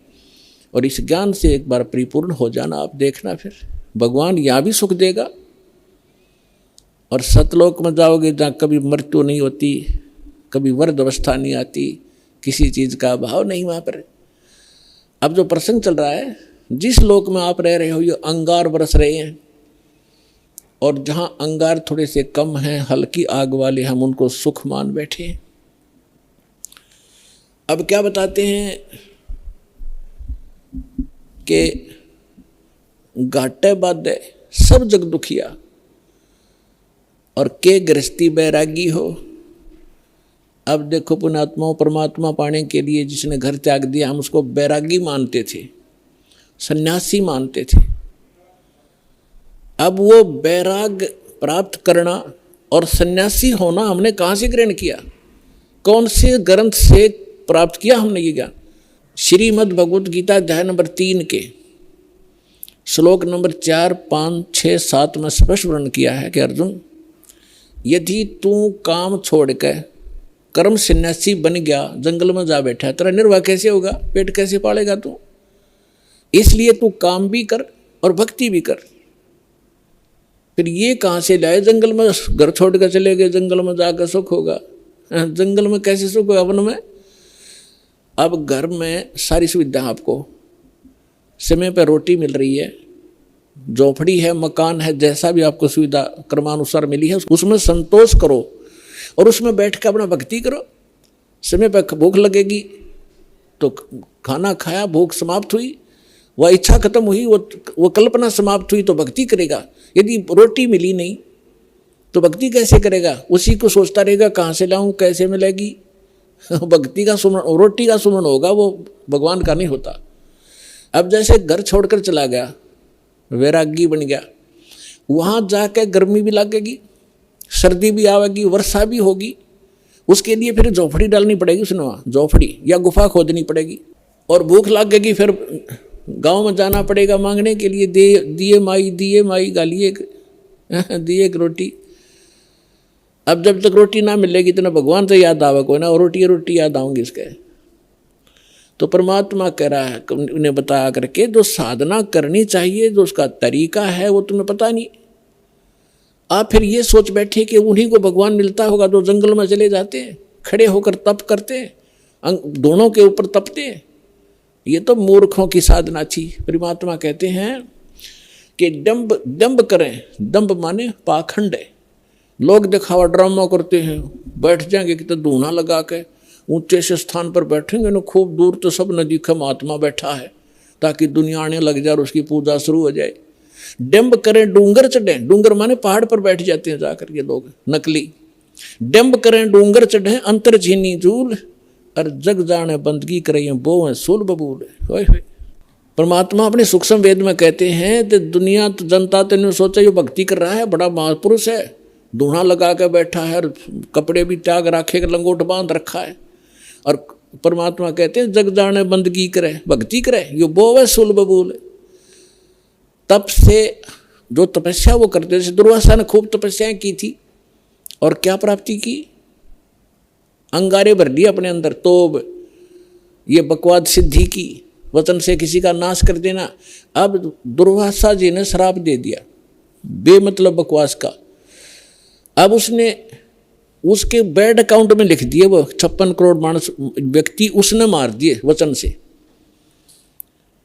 और वो उसके बैड अकाउंट में लिखे जाएंगे। जब ये कुत्ते की योनि माँ होगा दुर्वासा, इसके सिर में कीड़े पड़ेंगे, वो 56 करोड़ आत्माएं इसको खा रही होंगी। ये बल यहाँ कहते तुमने उस दरगाह का मैल नहीं देखा और धर्मराज के तिल तिल का लिखा। तीनों यहाँ बता रहे हैं जग जाने बंदगी करे। परमात्मा कहते हैं ये बोवे सूल बबूल, इन्होंने तो कांटे बोली अपने भविष्य में, सिद्धि पा के किसी को बेनिफिट दे दिया, किसी को हानि दे दी, दोनों अपनी भक्ति अक्षीण करी, उधर से पाप इकट्ठे कर लिए। अब क्या बताना चाहते हैं परमात्मा कि घाटे बाद सब जग दुखिया। जैसे किसी को हानि होगी व्यवसाय के अंदर तो दुखी, स्वाभाविक दुखी है, तो होगा, दुखी होगा। और जिसका घना बेनिफिट हो गया, जैसे किसी का 1 लाख का लाभ हो गया व्यवसाय में, वो 5 लाख का काम शुरू करेगा और 4 लाख लेगा कर्ज, फिर उसमें हो जा नुकसान। फिर वो कर्ज जो ले लिया, नुकसान भी ना होया, काम चल पड़ा, कुछ दिन में वो मांगने वाले शुरू हो जाएंगे आने, उसने नींद आवे नहीं, कभी फैक्ट्री में हड़ताल होगी, कभी कुछ हो गया, वह समस्या हो रहेगी। कहते हैं यहाँ हानि हो जा तो दुखी और लाभ हो गया तो दुखी, घाटे बाद सब दुख दुखिया। और के गृहस्थी बैरागी हो, अब बैरागी बनकर जंगल में जा बैठा, वहाँ भूख लगी, समस्या है, गर्मी और सर्दी, वर्षा, ओले पड़े, सिर में फोड़ दे सिर ने, उसके लिए झोंपड़ी डाली, फिर बर्तन भी लाया तो इधर से मांगे मूंग गए, फिर वो सांग जोड़ लिया जो छोड़ कर गया था घर से। क्या फायदा है वहाँ जंगल में बैठने का? घर में समय पर टूक मिल रहा है, रोटी मिल रही है, खाओ और भजन करो, अपना काम भी करो, निर्वाह भी करो। ये वास्तविक तरीका यही था। इन नकलियों को देखकर हम सच्चाई हमें प्राप्त नहीं थी, हम भी ये सोचते रहे कि इन्हीं को भगवान मिलेगा, फिर भी हम छोटी मोटी अपनी राहत के लिए भगवान को याद करते रहते थे। वो भी तरीका ठीक नहीं था। कहते हैं घाटे बाद सब जग दुखिया के गृहस्थी बैरागी हो। और सुखदेव ने दुख के डर से गर्भ में माया त्यागी हो। अब माँ के गर्भ में बच्चे को अपना भविष्य का और पूर्व जन्म की सारी याद रहती है कि पिछले जन्म में मैंने क्या क्या गलतियां की, इतने मनुष्य जीवन मुझे मिले, मैंने कैसे बर्बाद कर दिए, संत पूरा मिला नहीं, साधना ठीक बनी नहीं, अटपट करके सिद्धियां प्राप्त करके अपना जीवन नाश किया, फिर 84 लाख योनियां भोगी मैंने। वो सारी इतिहास देखता रहता, पिछली बैकग्राउंड ट्रेलर चलता रहता है इसके आगे। अगला जीवन भी उसको दिखाई देता है कि इसमें मेरे साथ क्या बनेगी। तो ये सोचता है कि हे भगवान, अब के इस नरक से निकाल दाता, पीछे गलती हुई सो हुई, अब के गलती नहीं करूँगा, परम संत को खोजूंगा, केवल भक्ति करूँगा, आपकी याद करूँगा, पीछा छुटवाऊँगा, जन्म मरण का रोग कटवाऊँगा और केवल अपना छोटा निर्वाह के लिए अपना सिंपल वे से रहूँगा और निर्वाह के लिए काम भी करूँगा, लेकिन भक्ति अवश्य करूँगा, मूल उद्देश्य जानकर करूँगा, मुझे एक बार निकाल दो बात आता। तो इसी बात को याद करके सुखदेव ऋषि जी ने 12 वर्ष तक गर्भ से बाहर नहीं आए। फिर ब्रह्मा विष्णु महेश यहाँ के व्यवस्थक हैं, इनको चिंता बनी, काल ने इनको प्रेरणा की, अंडरग्राउंड रिमोट उसके हाथ में है। इन्होंने मीटिंग की कि भी एक सुखदेव नाम के एक ऋषि है, एक बच्चा है गर्भ से बाहर नहीं आ रहा है, 12 वर्ष हो गए, ऐसे अगर ये मर्यादा हमारी खराब होगी तो बहनें 12-12 वर्ष तक बच्चों को गर्भ में रखने लगेंगी तो माँ दुखी हो जाएंगी। बच्चा तो 9 महीने मुश्किल से हो जाता है इन बहनों को, माताओं को गर्भ में रखना। तो उन्होंने सोचा भी चलो वो ऋषि आत्मा है, उससे प्रार्थना करते हैं, उसी को कहते हैं, उसको मनाते हैं। तीनों आगे, तब तीनों ने आकर कहा कि ऋषि भाई सुखदेव तू बाहर आ जा, ऐसे ऐसे हमारी परंपरा खराब मत कर। तब उसने कहा कि भगवान बाहर आते ही आपकी त्रिगुणमयी माया से ये जीव इतना अंधा हो जाता है, इसको भूत भविष्य का कुछ याद नहीं रहता, आप ये अपनी माया रोक लो, तब मैं बाहर आऊँ, कुछ देर के लिए रोक दो। तो उन्होंने कहा भाई देखो इसको हम नहीं रोक सकते, ये हमारे बस से बाहर की बात है, हमारे अंदर एक ऐसा गुण भर रखा है तो इसको हमारे लिए रोकना असंभव नहीं है। तो सुखदेव बोला मैं तो बाहर आऊँ नहीं, चाहे 20 वर्ष रहना पड़ो, 100 वर्ष रहना पड़ो। तब उन्होंने लास्ट में ये फैसला किया भी हम ज़्यादा देर नहीं रख सकते, हमारा शरीर फट जाएगा, हम केवल इतनी देर रख सकते हैं, ये देख ले कितना क्षण है। सुखदेव जी ने कहा कि तो आप इतना ही रख लो, देर रोक दो इसको। तो जब वो बाहर आते हैं तुरंत उनकी तीनों गुणों का जो इफेक्ट है हमारे ऊपर एकदम असर करता है। उस समय जब वो माँ के गर्भ से बाहर आया तो वो इतनी देर रोके, इतनी देर में बाहर आ गए, वो चले गए। अपने आत्माओं उसको इस दुख के डरते हैं, गर्भ में माया त्यागी कि मैं इस संसार के चक्कर में नहीं पड़ूंगा, अपना मोक्ष कराऊंगा। मोक्ष बालकों का खेल है। घर से उठ गया आकाश, पिछले संस्कार से उसमें इतनी सिद्धि थी, आकाश में उड़ जाता था, आकाश में उड़ गया, आगे जाके धरती पर टेकना तो पड़ेगा, आकाश में कितने दिन रहेगा, रोटी भी खानी है, आगे नहाना धोना भी होता है, फिर वह पृथ्वी पर फिर गिरा वापस। कहने का भाव ये है कि फिर इस पिछले पूर्व जन्म के भक्ति शक्ति से कुछ सिद्धियाँ आ जाती हैं और उन सिद्धियों से हम ये मान बैठते हैं कि ये बड़ा महापुरुष है। सिद्धि तो इस प्राणी का सबसे बड़ा दुश्मन है, अरे इसके लिए ये इसी के कारण ये सब ऋषि और महर्षि प्रसिद्ध हो रहे थे। अंत में आपने कथा बहुत बार सुनी है सुखदेव ऋषि की, ये ऋषि महर्षियों में जाता था, इसका बड़ा सत्कार करते थे, स्वर्गलोक में जाता था, वहाँ भी इसको विशेष आसन दिया जाता था, बड़े महापुरुष हैं। एक दिन विष्णु लोक में चले गए। प्रत्येक डिस्ट्रिक्ट में और प्रत्येक प्रांत में गवर्नमेंट रेस्टोरेंट, गवर्नमेंट वो होते हैं, ये रेस्ट हाउस होते हैं, उसमें उच्च अधिकारी ही रुका करते हैं। तो ये सुखदेव प्रत्येक भगवानों की इन लोकों में, शिवलोक में, विष्णु लोक में, ब्रह्मा जी के लोक में, इंद्र के लोक में, इनके अपने अपने अलग से रेस्टोरेंट हैं जिसमें अधिकारी गण यानी देव लोग ही जाकर रुकते हैं। तो ये पहुंच गया वहाँ पर सुखदेव ऋषि विष्णु जी के लोक में। उस रेस्ट हाउस में जाने लगा, सामने खड़ा था गेट कीपर, उसने रोक दिया, ऋषि जी रुको। मैं कहाँ जी बोलो, आपका अपॉइंटमेंट लेटर दिखाओ, आप कौन हो, किस रैंक के हो। क्या मतलब कि आपका गुरु कौन है? कि मेरा कोई गुरु नहीं, मुझे गुरु की क्या आवश्यकता है, तो मेरे पास इतनी पावर है, ऐसी शक्ति है। बोला जी ऐसे नहीं, इस रेस्ट हाउस में वही आ सकता है जिसके पास जिसका अपॉइंटमेंट हो रहा हो। और कहने का भाव यह है कि जो कोई अधिकारी हो, गुरु जिसने धारण कर रखा हो, और गुरु भी मान्यता प्राप्त हो, नकली गुरुओं से भी अलाउड नहीं आना, नकली गुरुओं के भक्ति करके गुरुओं से। तो ऋषि उस सुखदेव ने काफ़ी उनके साथ जख मारा, लेकिन उन्होंने फाइनल कर दिया कि नहीं, विष्णु जी का आदेश है। तब ऋषि ने सोचा था, सुखदेव ऋषि ने, कि विष्णु जी बड़े खुश होंगे मेरे तय, मैं ऐसी भक्ति की हुई है और वो भगत बत्सल है। तो सुखदेव ऋषि ने कहा कि विष्णु जी से बात कराओ मेरी, तुम मुझे क्यों नहीं जाने दे रहे हो।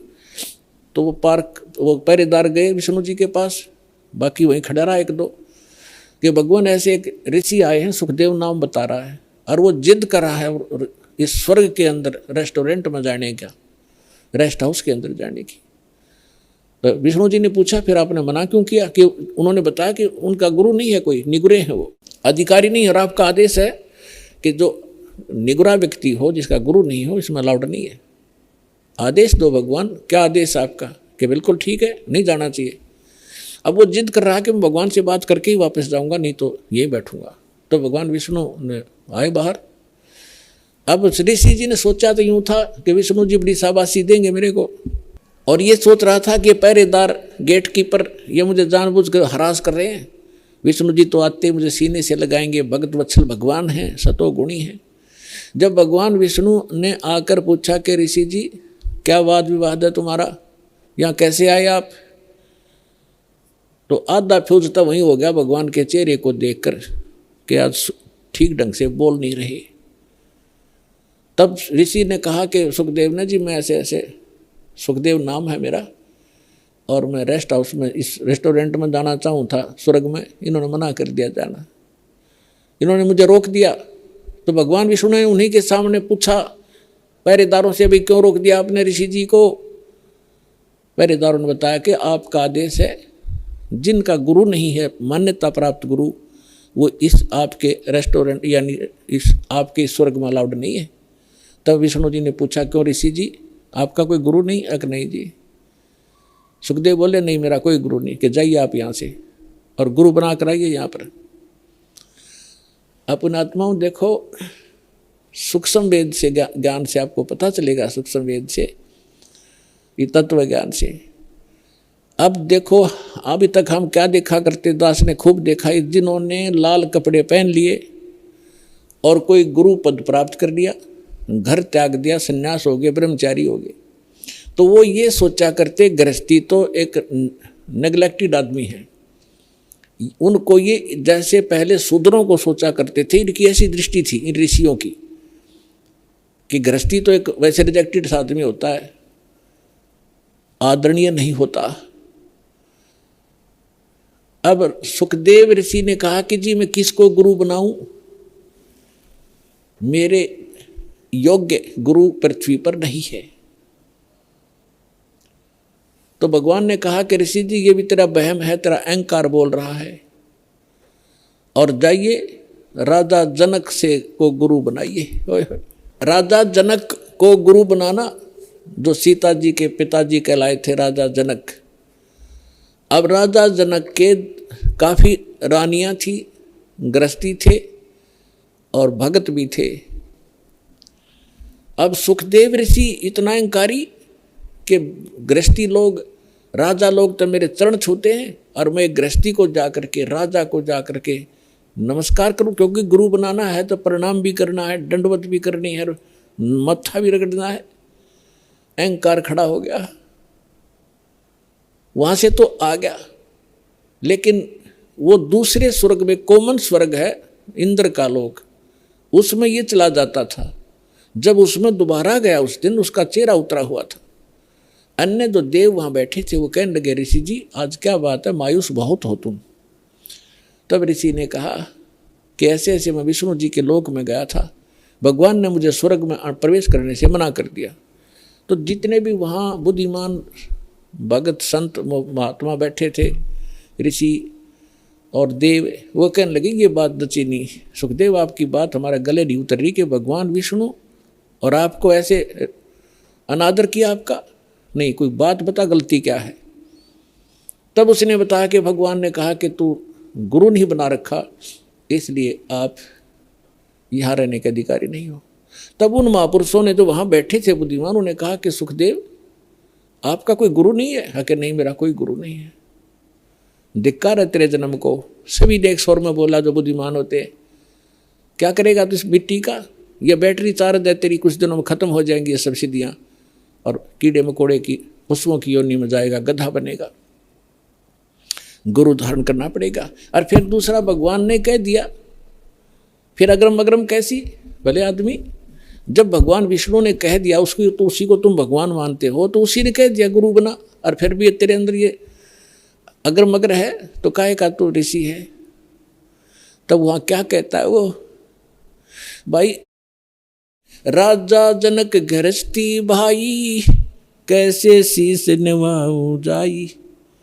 सुखदेव बोले ज्ञान विवेका, हम स्त्री का मुख नहीं देखा। देख कहाँ अड़गी काल की आंट, अड़ंगा कहाँ डालिया उसने, कि राजा जनक गृहस्थी भाई और कैसे शीस निभाऊं जाई। और बोले सुखदेव ज्ञान विवेका, अपनी बुद्धि से उसने खूब सोच समझ गया बात कही कि मैंने स्त्री का मुख नहीं देखा, मैं तो बाल ब्रह्मचारी हूँ, और राजा एक गृहस्थी आदमी है, उसके घनी नारायणियाँ भी कई हैं, और उसको कैसे माथा टेकूंगा, कैसे ना सिर झुकाऊंगा, मेरी तो नाश हो जाएगा इज्जत का। तब ऋषि बोले भाई इज्जत ले ले, अर्चे भगवान ना तो अगली जन्म में गधा बनेगा, या सारी इज्जत तेरी बिखरती फिरेगी ऋषि जी। अब उसको फिर एक झटका लगा एकदम, क्योंकि महात्मा भगत है वो, चल भगवान के लिए भटक रहा है, उसके अंदर जगह है भगवान की, लेकिन अज्ञान अहंकार, अज्ञान से अहंकार बनता है। तब उसको एकदम झटका लगा और उसकी एकदम पिछला बैकग्राउंड चल पड़ी। उसको थोड़ी सी झलक दिखाई दी कि एक समय ये सुखदेव ऋषि 84 लाख योनियों भोग रहा था, गधे की योनि में भटक रहा, जन्मा था और अंधा हो गया। कुम्हार ने उसको त्याग दिया, जंगल में चला जा रहा था, एक पगडंडी पे अटकल सी लगाता हुआ। आगे जाके एक नाला था थोड़ा सा 2.5-3-4 फुट का, लोग उस पे उसके ऊपर से कूद जाते थे और उसको कदम रख जाते थे आगे पीछे, ऐसे कोई इक्का दुक्का जाता था उस रास्ते से। तो सुखदेव यानी उस गधे अंधे ने वो दिखा नहीं नाला, और उस नाले में फंस गया, आगे मुंह टिक गया, पीछे तो बैक लाग गई। अब कोई इक्का दुक्का व्यक्ति वहाँ उस रास्ते जाता था, दिन में 2-3 दिन में एक आध, वो निकाल नहीं सका उसको, उसके कमर पे पैर रखे व्यक्ति और पुली बना ली, पार होने लगे उसके ऊपर से। तो उसको वो घटना याद आई, और 10-15 दिन हफ्ते 10 दिन वो भूखा प्यासा वहाँ मरा। वो उसके सामने वो चक्कर काटने लगी वो घटना। तब राजा जनक से जाकर दीक्षा ली। ये लंबी कहानी है, फिर कब बताएंगे। तो यहाँ परमात्मा कहते हैं भाई घाटे बाधे सब जग दुखिया, के गृहस्थी बैरागी हो। सुखदेव ने दुख के डर से गर्भ में माया त्यागी हो, गर्भ में माया त्यागी हो। अब यहाँ तो ये बताना चाहा है कि तुम तो इस छोटे मोटे सुख को ही मान रहे हो, और उस महापुरुष ने तो गर्भ में पता लग गया था भयंकर दुख होगा मेरे ऊपर, और उसने गर्भ भी त्याग दिया, परमात्मा के लिए भटक भी रहा था। फिर वो अहंकार हो गया उसके अंदर, और कुछ नहीं बनना था। जो भी थोड़ा बहुत उसको प्राप्त होना था, राजा जनक से उपदेश लेकर विष्णु तक की भक्ति की उसने। अब क्या बताते हैं परमात्मा कि इन साधनाओं से और इनके ज्ञान से आपको पता भी लग गया, तो समाधान कंप्लीट ना होने से फिर दुख ज्यों का त्यों। और जो हम साधना बताने जा रहे हैं, इसके करने से ये रोग कटेगा, सदा के लिए सुख होगा। सुखदेव ने 84 भुगती बना पजावे खरवो, तेरी क्या बुनियाद पुरानी तू पेंडा पंथ पकड़वो। क्या बताना चाहते भगवान कि सुखदेव ऋषि ने 84 भुगती, 84 लाख योनियों में कष्ट उठाए ऐसे महापुरुष ने, और बिना पुजावे खरवो, खरवा ने गधा, पुजाव माने कुम्हार के उस सिस्टम पर, और तेरी क्या बुनियाद पुरानी तू पेंडा पंथ पकड़वो, कि अब तेरा क्या औकात है। जब इसे ऋषियां की विरन मटी हुई साधना के करने से अब हम जो पेंडा मार्ग पंथ, जो वे ऑफ वर्शिप, पूजा का मार्ग तुझे बता रहे, इसको ग्रहण करो, इससे लाभ होगा। फिर क्या बताते हैं कि जंगम दुखिया जोगी दुखिया, तपस्वी को दुख दूना हो, आशा तृष्णा सब में व्यापे, कोई महल ना सुनो हो, कोई महल ना सुना हो। जंगम दुखिया, योगी दुखिया, तपस्वी को दुख दूना हो। तपस्वी क्या करता है, एक जन्म में घोर तप करता है, अगले जन्म में राजा बनता है, तप से राज राज मदमानम, और जन्म तीसरे शुक्र सवानम, अगले जन्म में गधा बनता है राजा तीसरे जन्म में। एक पहले जन्म में तप किया, शरीर खूब दुखी किया, अगले जन्म में राजा बन गया, राजा महादुखी होता है, सपने में सुख नहीं होता यहाँ के राजा को। अब आपको बता ही दिया, कहते तपस्वी को दुख दूना हो, पहले तपस्या करने में दुख, और फिर राज करे, सपने में भी नींद नहीं आती, रात को भी नींद नहीं आती, घुट्टी ला के पड़े रात में राजा, ये छोटे मोटे सुख। अगले दिन में गधे की योनि में जाएगा तीसरे, तप से राज राज मदमानम, और जन्म तीसरे शुक्र सवानम, कुत्ता और गधा बनता है। ये दुर्वासा की कथा आपको सुना दी, उसने हजारों वर्ष तप किया, ये डले डोए, ये प्राप्ति की, नाशकरण की साधना कर ली। इसी प्रकार फिर बताते हैं कि साच कहूँ तो जग नहीं माने, पर झूठ कही ना जाई हो, ये ब्रह्मा विष्णु शिव जी दुखिया, जिन ये राह चलाई हो, जिसने यहाँ इस जन्म पालन और मृत्यु का जो ये मार्ग चला रखा है, ये तीनों दुखिया। फिर क्या बताते हैं कि भूपति दुखिया, यानी पूरी पृथ्वी का शासक भी दुखिया, सुरपति दुखिया, भूपति दुखिया। सुरपति इंद्र वो महादुखी, और रंक दुखी बपरीती हो, गरीब आदमी तो वैसे स्वाभाविक दुखी, रंक दुखी बपरीती हो, ये तो या तो रीत है कि गरीब वही दुखी रहे, सारी आपदाएं गरीब आया करती हैं। जो सत भक्ति नहीं करता, जो सत भक्ति नहीं करता गरीब, और जब भक्ति सही मिल जाती है, कबीर साहब कहते हैं, कहें कबीर और सब दुखिया, एक संत सुखी मन जीती हो, संत सुखी मन जीती हो। संत हो, परम भक्त हो, परम संत से दीक्षा लेकर के, और फिर जैसे संत बताते हैं जो परम संत होगा, सतगुरु मिले तो इच्छा मेटे, पद मिल पदे समाना, चल हंसा उस लोक पठाऊं, जो आदि अमर अस्थाना। अब क्या बताते हैं कि सतगुरु मिलेंगे तो यहाँ की इच्छाएं समाप्त करवाओगे सबसे पहले, कि किसके लिए तू सारा जीवन नष्ट कर रहा है, इन कोठी और बंगलों के लिए।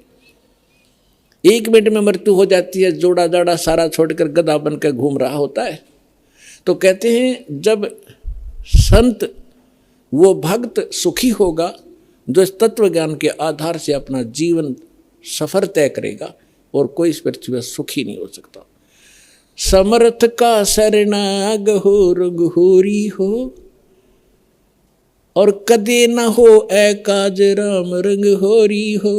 समर्थ की शरण में आओ, यहाँ के अंगार भी बुझा देगा आपके लिए, आपके जीवन में कांटे भरे उनको साफ कर देगा, और आपको यहाँ भी सुख देंगे, सतलोक में ले जाएंगे, आपका पूर्ण मोक्ष कराएंगे। पुरात्माओं, आप इतनी दूर से आते हो, और किस लिए? एक एक अक्षर को ज्ञान ध्यान से सुना करो। जैसे एक अच्छे विद्यार्थी होते हैं, प्रत्येक लेक्चर का प्रत्येक शब्द घोट लिया करते हैं, एक अक्षर को भी नहीं जाने देते कहीं हम फेल ना हो जाए। तो इस प्रकार आपको परमात्मा ने इतना समय दिया है, कितनी दूर से आपको लेकर आए हैं। करे करावे साइया मन में लहर उठा, दादू सरजर जीव के आप बगल हो जा। भगवान ही आपको लाता है, आपको प्रेरणा करता है, आपके 100 कामों को सेट कराता है, तब आपको यहाँ ला। पता नहीं काल आन नहीं दे आपको, ना जाने कहाँ धक्के खुआवा सारा दिन और मृत्यु को प्राप्त हो जाए उसे डरे ढो ढो के। ये मालिक की मेहर आपके ऊपर, आपको परमात्मा यहाँ लाते हैं। अपनी अमर कथा सुनने का थोड़ा सा समय निकलवाते, इसको ध्यान से सुना करो। सत